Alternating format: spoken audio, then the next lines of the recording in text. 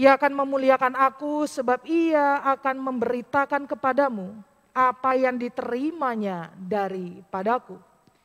Segala sesuatu yang Bapa punya adalah aku punya. Sebab itu aku berkata, ia akan memberitakan kepadamu apa yang diterimanya daripadaku. Sampai di sini ayat perenungan kita. Shalom. Jejua. Selamat Pentakosta. Gak ada balasan ya. Selamat menerima pengutusan roh kebenaran. Ya. Berbicara tentang Roh Kudus, jemaat yang dikasihi Tuhan adalah sebuah perbincangan yang tidak kasat mata, yang tidak ada fakta, faktual selain kalau kita membaca Kisah Para Rasul 1, selain kecurigaan jemaat awal ketika para murid berbahasa roh. Apa kecurigaannya? Apakah mereka ini mabuk anggur? Lalu ketika kita berbicara lagi tentang Roh Kudus dalam ranah praktikal, maka kita akan membaca tulisan Galatia dengan 9 buah rohnya, kasih, kesabaran, kelemah lembutan sampai pengendalian diri. Tapi di Yohanes ini jemaat yang dikasihi Tuhan, dia berbicara secara teologis.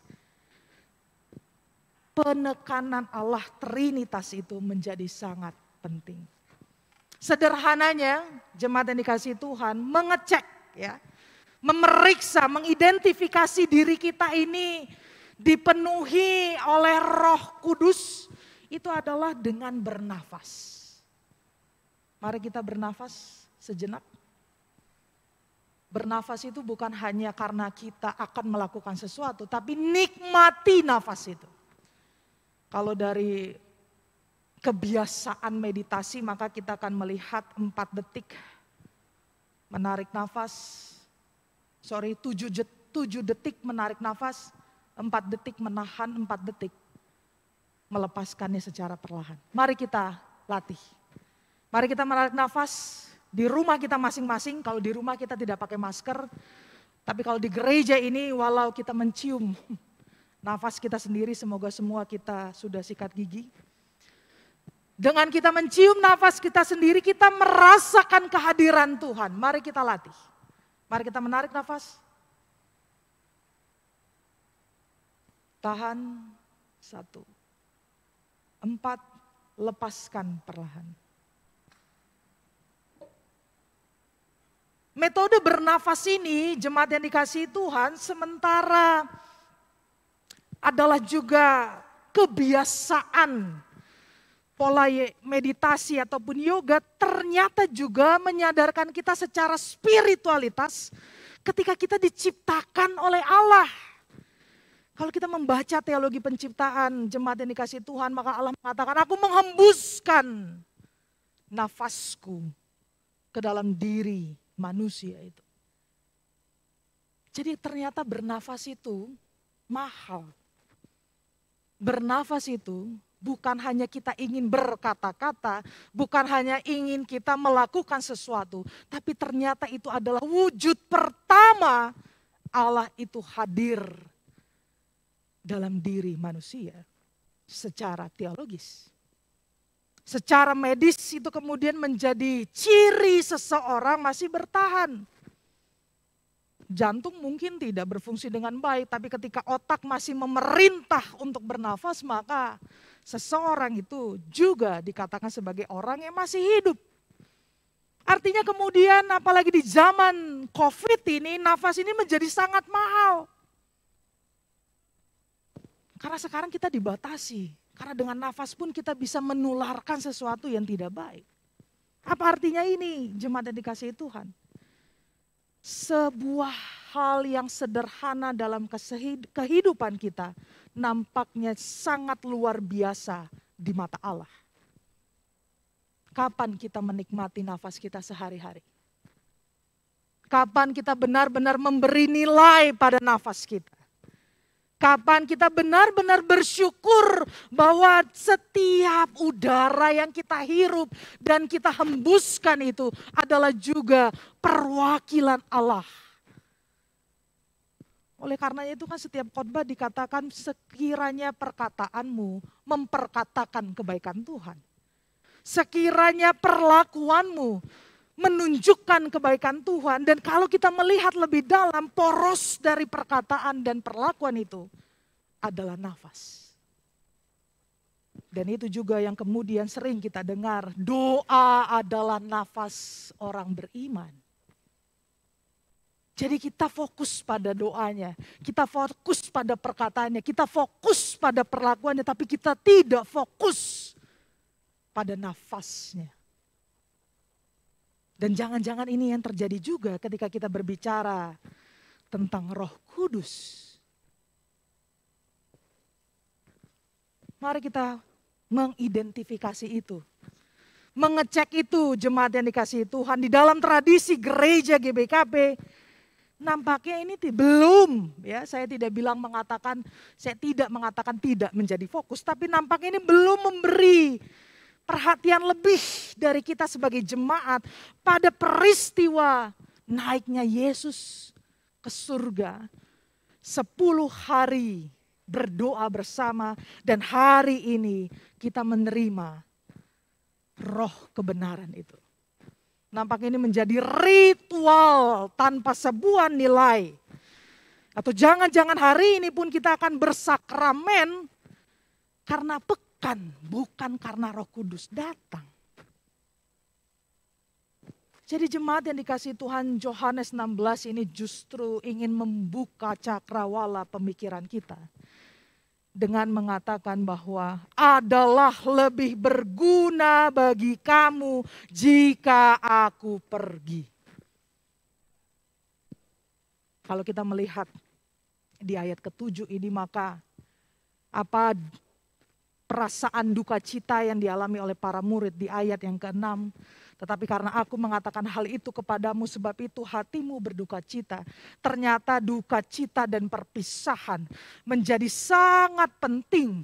Karena dengan begitu Roh Kudus, Roh kebenaran akan datang kepada kita, menyadarkan, menolong, menghibur kita. Lagi dan lagi, kita selalu bermuara pada penderitaan Kristus. Dan Kristus yang menderita itu lagi dan lagi mengutus dirinya dalam pribadi yang ketiga, yakni Roh Kudus.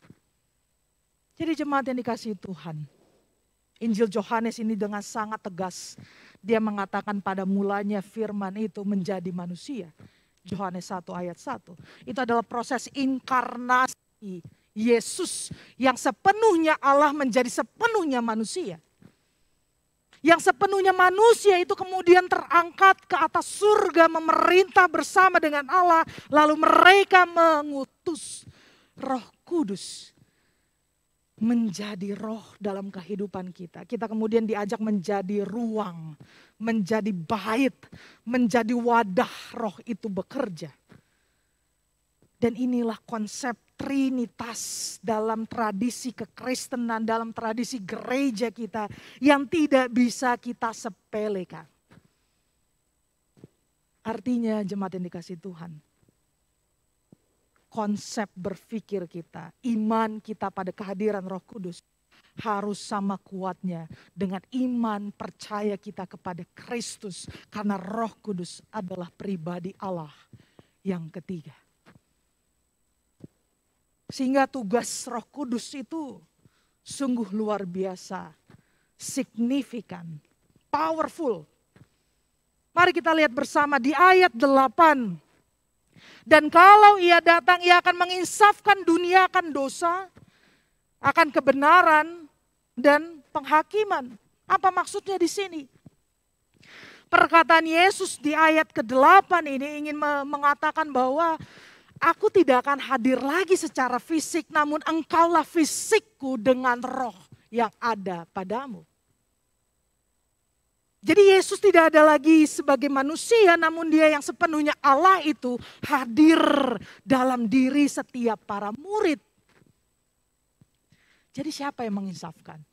Secara konsep iman percaya Allah, tapi secara pelaku para murid. Secara subjek, pusat itu adalah Allah, lalu dia melingkupi diri para murid. Dan para muridlah yang menyatakan insafan terhadap dunia itu. Artinya apa jemaat yang dikasihi Tuhan? Kita sekarang yang menerima kehadiran Roh Kudus itu adalah orang yang harus merespons panggilan ini. Dengan apa? Pertama, menginsafkan dunia atas ataupun akan dosa. Mari kita jujur, berapa kali kita pekan doa dalam 10 hari ini? Berapa kali? Semua begini ya. Berapa kali ini berarti ngitung jumlah anggukannya. Ada yang tutus 10. Tutus pendeta, orang tinggal buka channel, tapi ya sambil tiduran. Tutup kamera. Kan begitu. Sederhana. Kita diberi Roh Kudus, tapi di saat bersamaan kita menyempelekan peran itu. Menginsafkan dosa. Menginsafkan dosa karena mereka tetap tidak percaya kepadaku. Dalam terjemahan bahasa Indonesia masa kini, LAI mengatakan bahwa ketika kita tidak percaya pada Yesus, maka itu adalah dosa. Oh, ini kan luar biasa ini. Luar biasa ini mengatakan bahwa ketika Anda tidak percaya pada Yesus, maka Anda berdosa. Beranikah kita seorang Kristen mengatakan itu di society, di sosial kita yang kita adalah minoritas? Jangan-jangan kita mungkin tidak terlalu gamblang mengatakan, oh Anda berdosa ketika Anda tidak percaya Yesus. Tapi perlakuan kita seharusnya menunjukkan kita tidak terbelenggu pada dosa ketidakpercayaan terhadap Yesus. Artinya sederhana jemaat yang dikasihi Tuhan. Kalau boleh saya tanya, percaya nggak sama Yesus? Percaya nggak jemaat yang di gereja? Percaya ya? Berarti kalau mati hari ini nggak masalah? Nggak masalah ya? Nggak masalah? Nggak masalah pendeta, makin kecil suaranya. Nggak masalah. Percaya Yesus, percaya. Kalau mati hari ini, ya nggak apa-apa, nggak masalah pendeta gitu ya. Tapi ntar dulu lah pendeta kalau 10 tahun lagi gitu ya. Artinya apa? Ternyata kepercayaan kita itu mungkin tidak pada konsep kognitif, tapi juga harus nyata dalam konsep praksis kita. Sudahkah orang lain ketika berelasi dengan kita dia melihat Yesus? Sudahkah ketika orang berbicara pada kita dia merasakan ada Yesus yang sungguh merengkuh dia? Sudahkah ketika orang melakukan sesuatu kepada kita dia merasakan ada Yesus dalam diri kita? Dan ini yang menjadi penting dalam studi misiologi, ternyata bermisi itu bukan lagi berkhotbah, tapi melakukan aksi sosial, berdiakonia, berkoinonia. Karena Yesus mencintai persekutuan dan mencintai topangan terhadap orang yang lemah. Jadi peran pertama Roh Kudus ketika itu hidup dalam kehidupan kita, kita mau mengambil bagian dalam menginsafkan dunia. Ketika ia tidak percaya pada Yesus. Seseorang yang percaya pada Yesus, maka seorang itu adalah seseorang yang memihak pada mereka yang dipinggirkan. Memihak pada mereka yang didiskriminasi. Merangkul mereka yang tertolak. Dan mengasihi mereka yang membutuhkan pengasihan. Jadi 10 hari kita berdoa itu bukan untuk diri kita. Jemaat yang dikasihi Tuhan. 10 hari kita berdoa untuk membawa Tuhan memerintah dalam kehidupan kita. Sehingga dalam keseharian kita sanggup menyatakan kebenaran di tengah banyak sekali ketidakbenaran di dunia ini.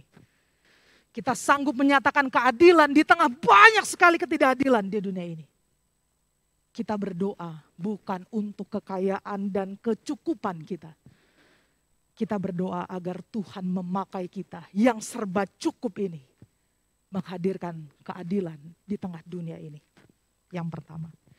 Yang kedua adalah dia menginsafkan akan kebenaran karena aku pergi kepada Bapa dan kamu tidak melihat aku lagi. Dan ini yang dikatakan Paulus. Iman itu adalah percaya tapi tidak melihat. Dan ini kekayaan orang Kristen, kita mempercayai Allah dalam wujud Yesus yang sepenuhnya manusia dan sepenuhnya Allah itu kembali naik ke atas surga. Dalam logika pikiran manusia ini nonsen, ini nggak mungkin. Dan ini yang selalu menjadi perdebatan ketika kita bercakap antara relasi antara agama. Sedina turang kita, saudara kita akan selalu bilang, masa kamu menyembah manusia? Kan begitu, tapi iman percaya kita.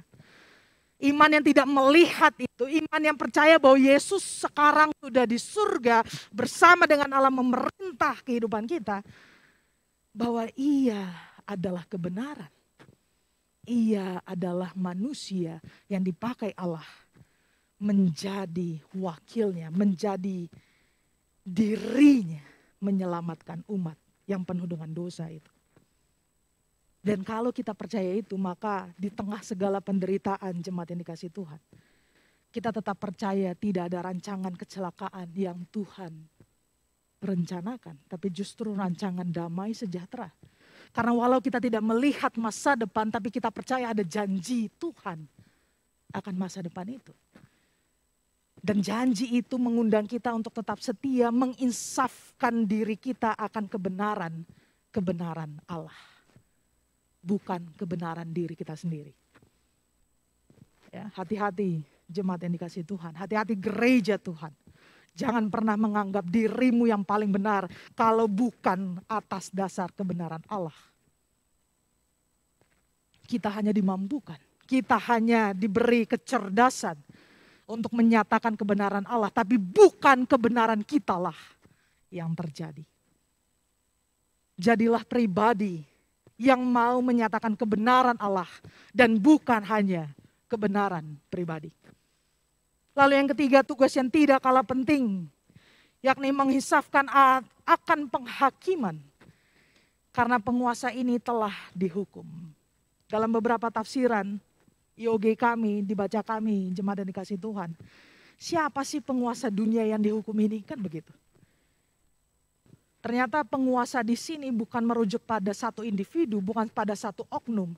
Tapi pada kecenderungan kita melakukan dosa.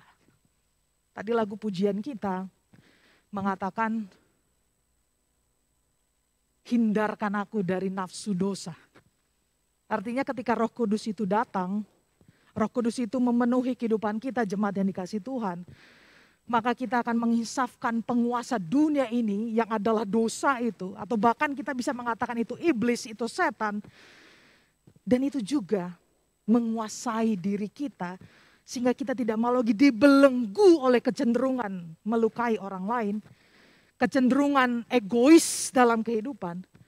Tapi justru mau dilingkupi oleh Allah. Oleh Roh Kudusnya. Sehingga Yesus yang terangkat ke surga 10 hari lalu kita rayakan. Memerintah bersama dengan Allah. Memberi kita kemampuan menyangkal diri. Menyangkal keegoisan kita, menyangkal nafsu duniawi kita, menyangkal nafsu keegoisan kita yang terkadang hanya ingin menguntungkan diri sendiri. Kalau 3 hal ini kita pelajari jemaat yang dikasihi Tuhan, maka kita akan benar-benar merasakan Roh Kudus hadir. Karena Roh Kudus yang sama pentingnya seperti Allah dan Yesus itu adalah juga Allah yang memampukan kita berkembang dalam komunitas kita, yakni gereja Tuhan. Di ayat ke-12 sampai 13 Yesus mengatakan, masih banyak hal yang harus kukatakan kepadamu, tapi sekarang kamu belum dapat menanggungnya. Tetapi apabila Ia datang, yakni Roh kebenaran, Ia akan memimpin kamu ke dalam seluruh kebenaran, sebab Ia tidak akan berkata-kata dari dirinya sendiri, tapi segala sesuatu yang didengarnya itulah yang akan dikatakannya, dan Ia akan memberitakan kepadamu hal-hal yang akan datang. Roh Kudus hadir bagi kita, membuat potensi kita Potensi dalam mencipta gereja, mencipta komunitas, itu bermuara pada Allah. Sehingga kita selalu mengatakan gereja ini milik Allah. Gereja ini milik Tuhan, bukan milik kita. Gereja ini menjadi wadah kita membenah diri, mengidentifikasi segala kekurangan kita, lalu kita keluar dari gereja ini, keluar dari gedung gereja ini, hadir di keseharian kita menyatakan komunitas Allah kepada semua orang. Dan ini yang selalu kita nyanyikan, gereja itulah bukan gedungnya. Apalagi saya nggak lulus KKR kayaknya nih ya. Gereja itu bukan gedungnya tapi komunitasnya. Dan Roh Kudus itu menopang kita. Jadi kita bisa bikin gereja, kita bisa mempercakapkan Tuhan. Kita bisa mengatakan ini kebenaran, Yesus adalah kebenaran. Bukan karena kita pintar. Tapi karena roh Allah, roh kebenaran dan Roh Kudus itu hidup dalam kehidupan kita. Hati-hati. Oleh karenanya setiap kehidupan kita harus punya latihan iman. Harus punya latihan persekutuan. Sehingga apa di ayat 14, Roh Kudus membawa setiap orang percaya pada sikap selalu memuji dan memuliakan Allah selagi di dunia ini. Ia akan memuliakan aku sebab ia akan memberitakan kepadamu apa yang diterimanya daripadaku. Sekarang pertanyaannya jemaat yang dikasihi Tuhan, ketika Roh Kudus itu sudah kita terima, kita rayakan hari ini dan nanti kita akan perjamuan kudus menjadi tanda kita menyatu dalam satu komunitas Allah itu. Pertanyaannya kemudian, maukah kita dipakainya? Maukah kita menjadi wadah yang baik itu? Maukah kita menjadi pribadi Allah di dunia ini? Sehingga saya mengutip di akhir perenungan ini dengan perkataan Eka Dharma Putra.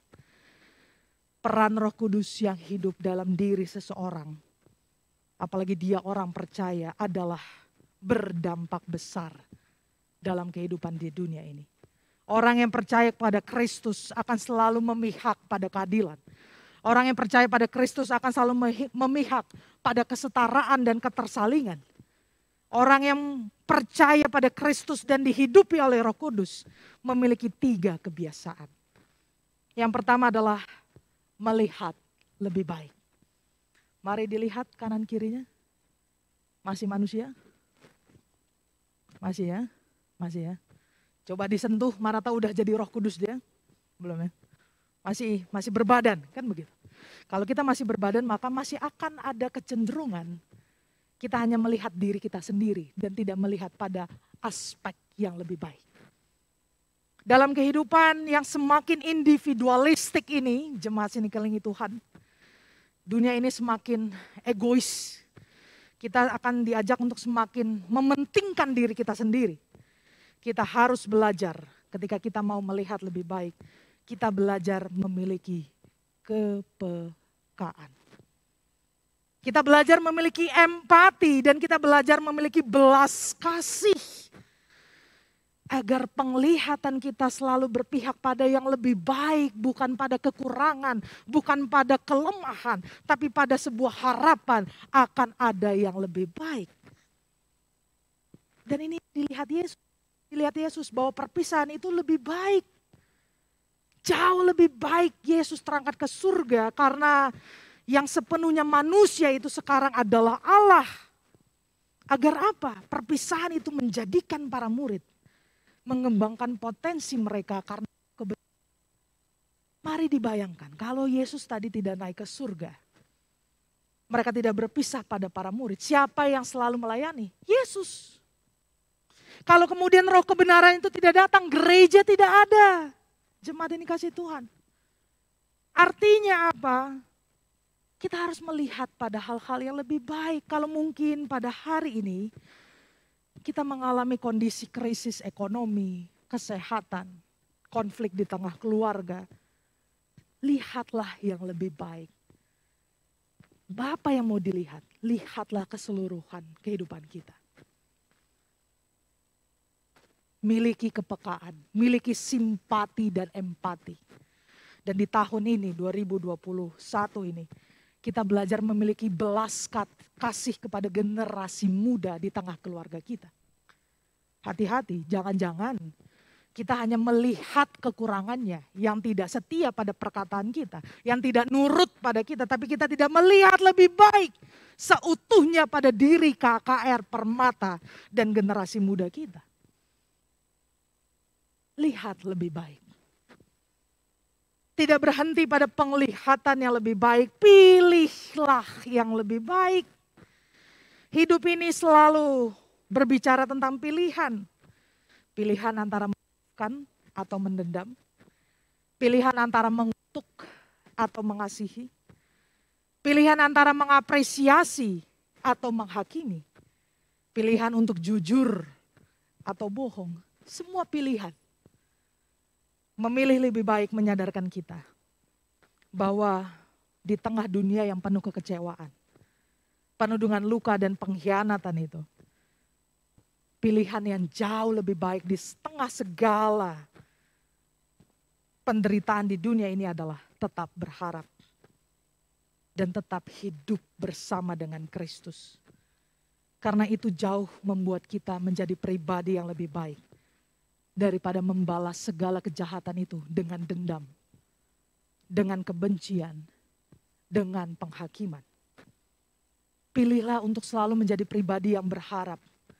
Pilihlah untuk menjadi pribadi yang mengasihi walau ia tidak bosan-bosan melukai kita. Pilihlah untuk selalu menjadi pribadi yang mau menghadirkan kebaikan Tuhan di tengah banyak sekali ketidakbaikan di dunia ini. Pilihan itu tidak berhenti pada pilihan hidup, tapi dia bermuara pada perlakuan yang lebih baik. Dan ini yang ketiga. Eka Dharma Putra mengatakan, seseorang yang dipenuhi oleh Roh Kudus, dia sanggup melakukan yang lebih baik dari biasanya. Perlakuan yang lebih baik selalu bermuara pada kebaikan bagi sesama, bagi komunitas, dan bukan bagi diri sendiri. Dan ini yang disebut oleh Joas Hadi Prasetya eksentrik. Kalau dari KBBI kan eksentrik itu aneh. Berbeda dari orang banyak. Tapi ternyata eksentrik ini ada dua kata. Eks keluar, sentrik sentral, fokusnya diri. Jadi menjadi pribadi yang eksentrik adalah mau keluar dari egoisitas kita. Mau keluar dari pusat diri kita dan memusatkan diri kita pada di luar diri kita. Wah, ini agak filosofis ya. Bagaimana memusatkan diri kita pada yang di luar dari diri kita. Yakni apa? Allah, ciptaan, dan komunitas. Perlakuan yang berpusat pada Kristus selalu menghadirkan keleng hati. Selalu menghadirkan apa? Kasih yang memaafkan dan kasih yang membangun komunitas. Dan ini yang dipersaksikan di dalam bahan perenungan yang pertama. Yehezkiel 37 ayat 11 sampai 14. Dia mengatakan di ayat 14, aku akan memberikan rohku ke dalammu sehingga kamu hidup kembali. Dan aku akan membiarkan kamu tinggal di tanahmu. Dan kamu akan mengetahui bahwa aku Tuhan yang mengatakan dan membuatnya. Demikianlah firman Tuhan. Hari Pentakosta bukan menjadikan kita terlepas dari penderitaan. Hari ketika Allah menyatakan roh kebenaran. Bukan menjadikan kita terlepas dari dunia yang sungguh merusak ini. Tapi justru menghibur, menopang, pendoa bagi kita. Agar walau kita masih hidup di dunia ini, nama Tuhan dimuliakan, nama Tuhan diagungkan, dan kita menjadi alat Tuhan. Selamat Pentakosta, jemaat yang dikasihi Tuhan. Selamat memberikan diri, diperintah. Bukan pada roh subjektivitas, tapi roh kebenaran Allah. Amin.